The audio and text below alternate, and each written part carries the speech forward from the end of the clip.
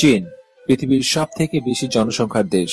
Technology আর development দিয়ে চীন America আর জাপানের মতন দেশকে পেছনে ফেলে দিয়েছে। আপনি এটি দেখে আন্দাজ করতে পারবেন যে চীনের ব্যবসা বাণিজ্য পুরো পৃথিবীতে জড়িয়ে রয়েছে। ইলেকট্রনিক্সের এমন কোনো জিনিস নেই যা চীনে তৈরি করা হয় না।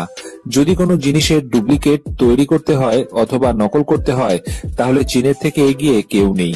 কিন্তু আজ আমি আপনাদেরকে চীনাদের তৈরি এমন কিছু জিনিস সম্পর্কে জানাবো যা পৃথিবীর অন্য আর কোনো দেশ তৈরি করতে পারবে না। Number 1, bullet train.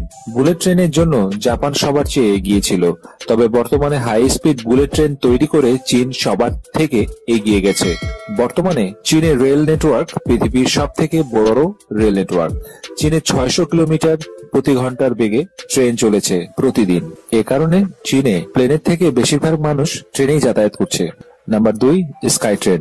ট্রান্সপোর্টেশনের ক্ষেত্রে আসলেই চীনের কোনো জবাব নেই। আপনারা এই ট্রেনটিকে একটু ভালো করে দেখুন।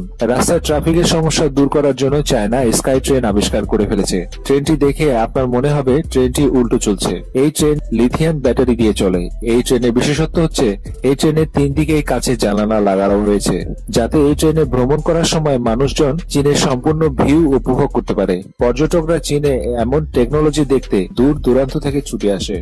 Number 3, fastest computer. চীন শুধু টেকনোলজি দিয়ে সবার চেয়ে এগিয়ে নয়, চায়নার কাছে রয়েছে পৃথিবীর সব থেকে ফাস্টেস্ট সুপার কম্পিউটার। এই কম্পিউটারের নাম সারে তাহিলাই। এই কম্পিউটারটিতে মোট 10,06,49,600 সিপিইউ লাগানো রয়েছে, আর এই কম্পিউটারের storage capacity 1375 terabyte. Number 4, electric bus. চায়নায় দিনকে দিন পলিউশন বেড়ে যাওয়ার সরকার এই বিষয়টিকে দিয়েছে অনেক গুরুত্ব। এই কারণে বর্তমানে প্রত্যেক মাসে চায়নার রাস্তায় 10,000 এমন বাস নামানো হয় যে বাসগুলোতে কোনো আওয়াজ নেই। এমনকি এই বাসগুলো খুব অল্প জায়গাতেই ঘুরতে পারবে। এই জিনিসগুলো দেখে আসলে বোঝা যায় যে চীনের সরকার চীনের উন্নতির জন্য কতটাই না চিন্তা করে। Number 5, mobile. চায়না পৃথিবীর সব থেকে বেশি মোবাইল ম্যানুফ্যাকচারার করা দেশ। আপনি চাইলেই চায়নায় কেজির দরে মোবাইল কিনতে পারবেন।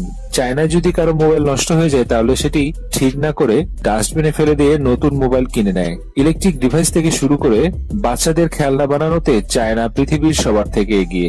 দর্শক, এই জিনিসগুলো দেখে আপনাদের কি মনে হয়?